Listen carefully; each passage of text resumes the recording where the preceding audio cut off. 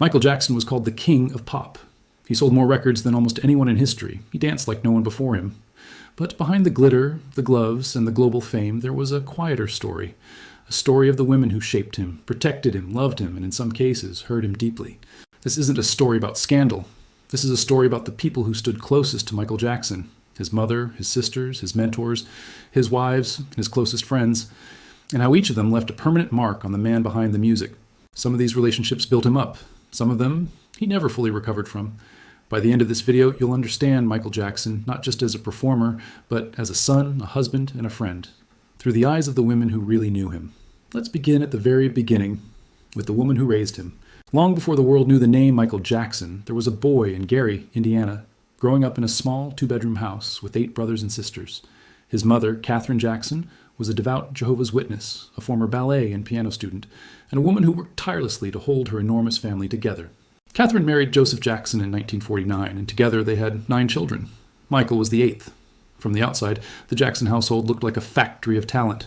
The Jackson 5 rehearsing for hours, Joseph pushing them towards stardom with an iron will. But inside that house, Katherine represented something very different from her husband.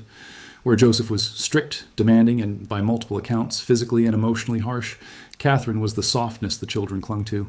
Michael would later say in interviews that his mother was the one constant source of comfort in an otherwise difficult childhood. He described crying in his room as a boy, and it was Katherine who would come sit with him, sing hymns, and try to shield him, as much as she could from his father's temper. But here's what really happened behind closed doors. Katherine herself was in a difficult position.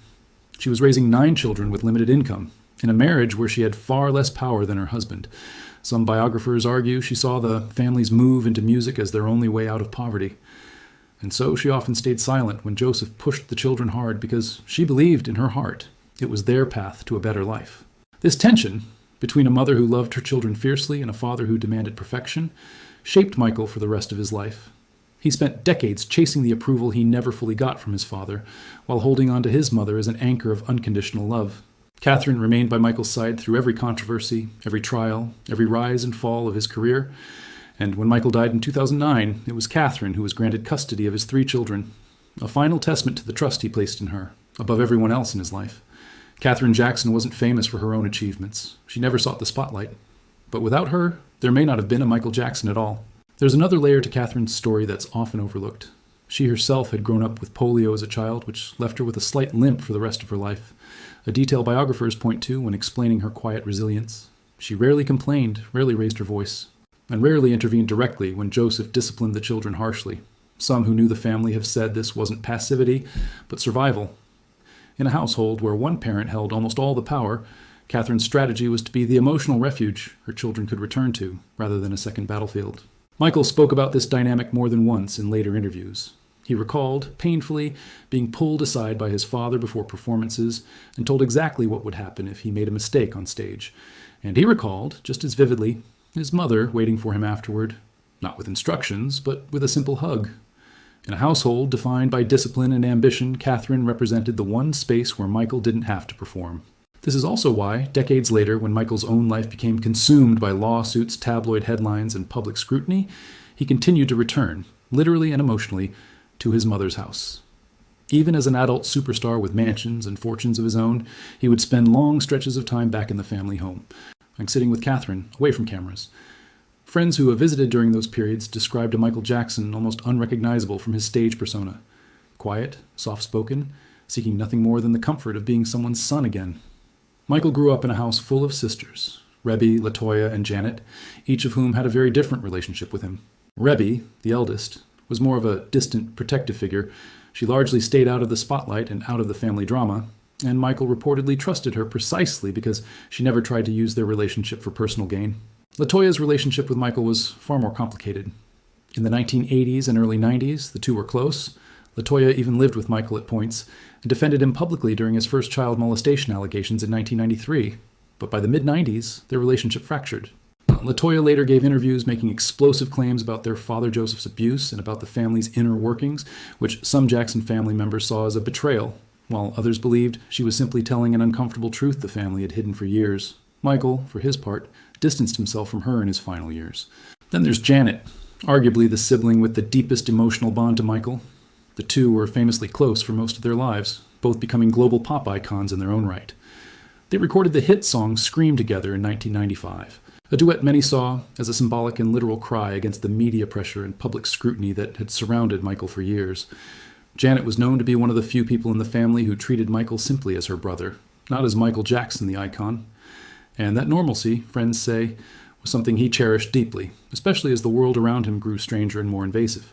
What really happened within the Jackson sibling dynamic wasn't a simple family drama. It was a group of children who had been pushed into fame before they were old enough to understand what fame would cost them, and who spent their adult lives trying to figure out who they were to each other outside of the stage lights. It's worth pausing here to understand just how unusual this sibling dynamic really was. Most families experience rivalry, distance, and reconciliation privately. The Jackson siblings experienced all of it under a global spotlight, where every falling out became a headline and every reunion became a photo opportunity. LaToya's public claims about their father, for instance, were dismissed by other family members for years as attention-seeking, only for several of those same claims to be echoed decades later by other siblings and by Michael himself in his own interviews, including his historic 2003 conversation with journalist Martin Bashir, where he described being hit and verbally torn down as a child. Janet, meanwhile, occupied a unique position. Because she became a superstar in her own right, rather than remaining in Michael's shadow, she was able to relate to him not as a fan or a subordinate, but as an equal who understood exactly what level of fame he was navigating. Insiders from their Scream music video shoot in 1995 have described the set as one of the rare places where Michael visibly relaxed, joking with the crew, because he was working with someone who didn't need anything explained to her. He didn't have to perform Michael Jackson for his sister. He could just be her brother. That said, even Janet and Michael's bond wasn't immune to the strain the family endured. During the height of Michael's 2003-2005 trial, some reports suggested tension within the family over how publicly supportive each sibling should be, with different Jacksons choosing different approaches. Some vocal in his defense, others more cautious, wary of how their own public image might be affected. It's a reminder that, even within one of the most famous families on Earth, loyalty wasn't always simple, and love didn't always look the same from the outside as it did from within. When the Jackson 5 signed with Motown in 1969, a young Michael Jackson, just 11 years old, met a woman who would become one of the most influential figures of his entire life, Diana Ross. Motown's official story at the time was that Diana Ross discovered the Jackson 5, though the truth is more complicated. The group had actually been discovered by Gladys Knight and Bobby Taylor first. But Motown founder Berry Gordy wanted a bigger star attached to the group's launch, and so Diana Ross became their public patron, introducing them to the world, and even lending her name to their debut album, Diana Ross Presents the Jackson 5. What began as a marketing arrangement became something much deeper. Diana Ross took a personal, almost maternal interest in young Michael. She invited him to her home, took him to art galleries and museums, encouraged his interest in painting and drawing, and by many accounts became one of the very few adults in his life who nurtured his curiosity rather than his output. For decades afterward, Michael referred to Diana Ross as one of his closest friends and greatest inspirations. He dedicated his autobiography, Moonwalk, partly to her. Rumors swirled for years. Some tabloids speculated about a possible romance between them, despite their age difference, and there were even reports, never confirmed, that Michael once asked Diana Ross to raise his children if anything happened to him. Diana herself has largely stayed private about the exact nature of their bond, but she has spoken publicly, with visible emotion, about how much she loved him as a person, not just as a superstar. What really happened is this. Diana Ross gave young Michael something his own household, for all its love, struggled to provide. A space where he could simply be a curious, creative child, away from the pressure of performance. That gift stayed with him for the rest of his life. The bond between them didn't fade as Michael grew older, and eventually eclipsed even Diana Ross's own fame. If anything, it deepened.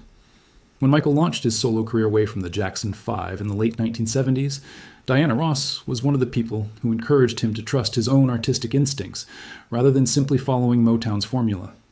She introduced him to figures in the fashion and art world who would go on to influence his personal style for decades. Some biographers have even suggested that Michael's lifelong fascination with old Hollywood glamour, his love of classic film, and his interest in fine art can be traced directly back to afternoons spent at Diana Ross's home as a preteen. There's also a quieter, sadder layer to this relationship.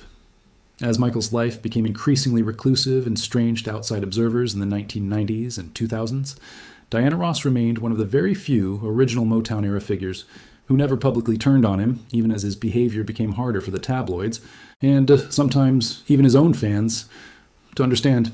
When Michael was first arrested in 2003 in connection with child molestation allegations, it was reported that Diana Ross offered to take temporary custody of his 3 children if he needed help, a gesture that speaks to just how much trust had built between them over more than 3 decades.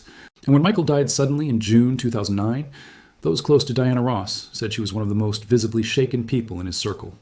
Not simply grieving a fellow superstar, but grieving someone she had, in many ways, helped raise. She rarely discusses the relationship in detail publicly, preferring, as she has said, to keep certain memories private rather than have them dissected by the media. But every tribute she has given him since has carried the unmistakable tone of someone speaking about family, not just a former label mate. In May 1994, the world was stunned by a piece of news that felt almost like a joke. Michael Jackson had secretly married Lisa Marie Presley, the only daughter of Elvis Presley, in the Dominican Republic. The timing raised immediate eyebrows.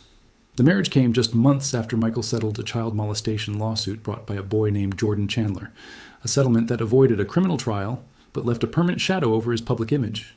Many assumed the marriage was a publicity stunt designed to reshape the narrative around Michael. But Lisa Marie herself pushed back hard against that idea for years. In interviews long after their divorce, she insisted their relationship began organically. The two had actually been introduced years earlier through mutual friends and had stayed in phone contact for a long stretch before the relationship became romantic. She has described real intimacy between them, describing Michael as intelligent, funny, and far more emotionally perceptive than the public gave him credit for. Their marriage lasted less than 2 years, ending in divorce in 1996. Lisa Marie later gave a famous, emotional interview with Diane Sawyer, in which she discussed their relationship with surprising candor. Current, describing a man who was deeply wounded, incredibly private, and who she believed truly loved her, even as the pressures of his fame, his health struggles, and his complicated history made a sustainable marriage nearly impossible. Even after their divorce, the two remained in contact. Following Michael's death in 2009, Lisa Marie wrote publicly and emotionally about her grief, revealing that she had tried for years to warn him about the dangers of the medications he was taking, and that she felt she had failed to save him. She described regret that stayed with her for the rest of her own life. Lisa Marie passed away in 2023, and in her final years, she spoke about Michael with a tenderness that suggested their bond, however brief and misunderstood by the public, had been real. What really happened between them may never be fully known to outsiders.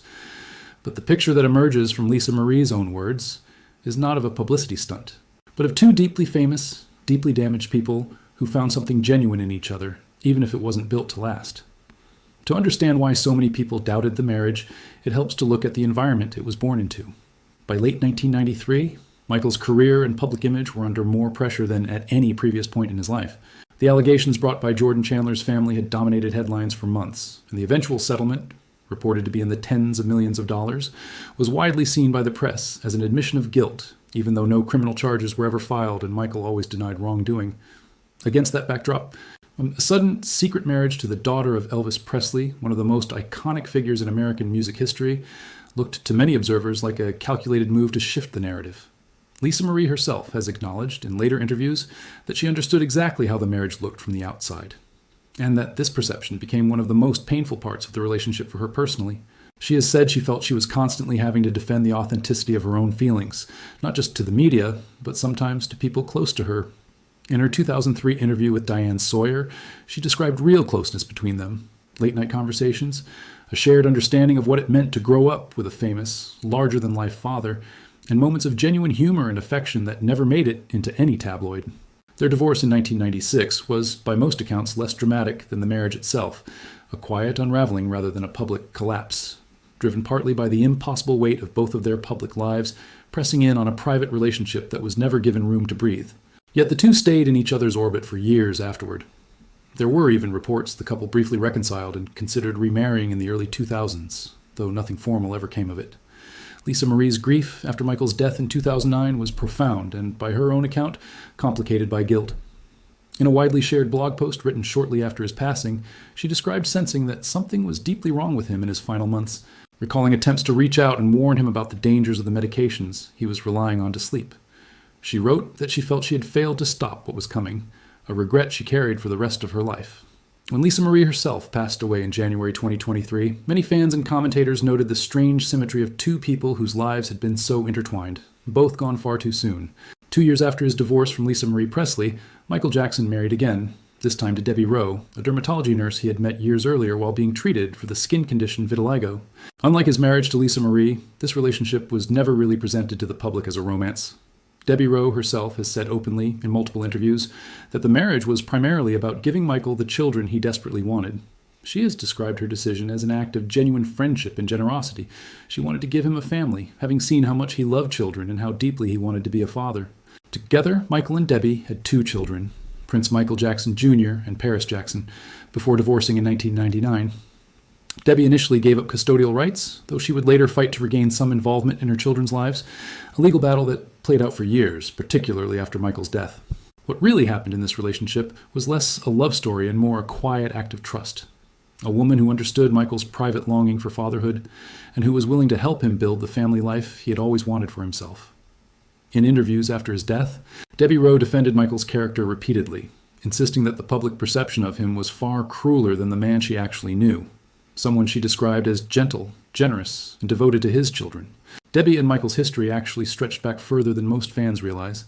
She had worked as a nurse at the dermatology office of Dr. Arnold Klein, Michael's longtime skin doctor, and the two developed a friendship over years of appointments related to his vitiligo, a condition that causes progressive loss of skin pigmentation, and which Michael struggled with privately for a long time before speaking about it publicly in his famous 1993 interview with Oprah Winfrey. That interview was, in many ways, Michael's own attempt to explain what really happened to his own appearance after years of tabloid speculation that he was deliberately bleaching his skin. By the time Debbie and Michael married in November 1996, while Debbie was already pregnant with their first child, their relationship had settled into something more like a devoted partnership than a conventional romance. Friends of the couple have described Debbie as fiercely protective of Michael during a period when very few people in his life were offering him anything without an agenda attached. She has said in interviews that she never wanted fame or fortune from the arrangement and largely stayed out of the spotlight, even during the marriage. After their 1999 divorce, Debbie initially relinquished her parental rights, a decision she has said in later years she deeply regretted, and one that was shaped, she believed, by not fully understanding the legal implications at the time. She spent years afterward fighting through the courts to regain visitation and involvement in her children's lives, particularly after Michael's death in 2009, when custody of Prince and Paris passed to Catherine Jackson.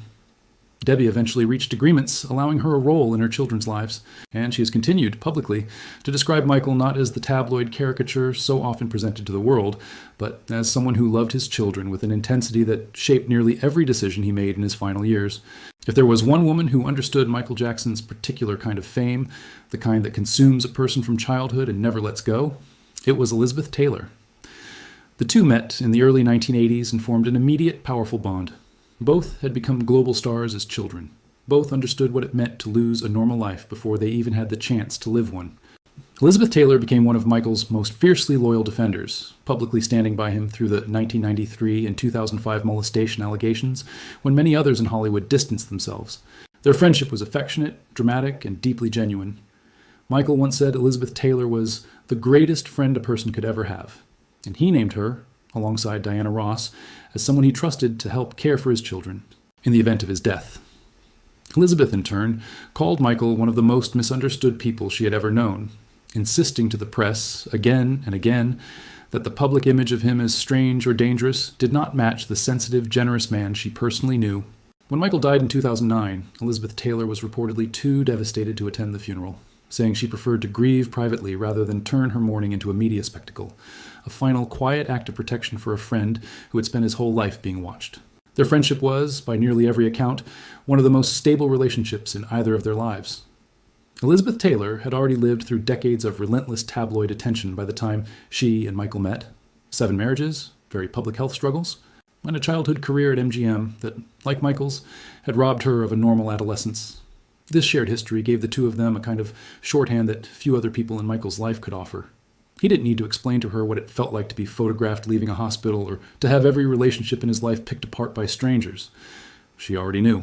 Michael, in turn, was one of the people who showed up for Elizabeth Taylor during her own difficult periods, including visiting her during hospital stays and sending elaborate, thoughtful gifts that reportedly had nothing to do with publicity, and everything to do with genuine affection.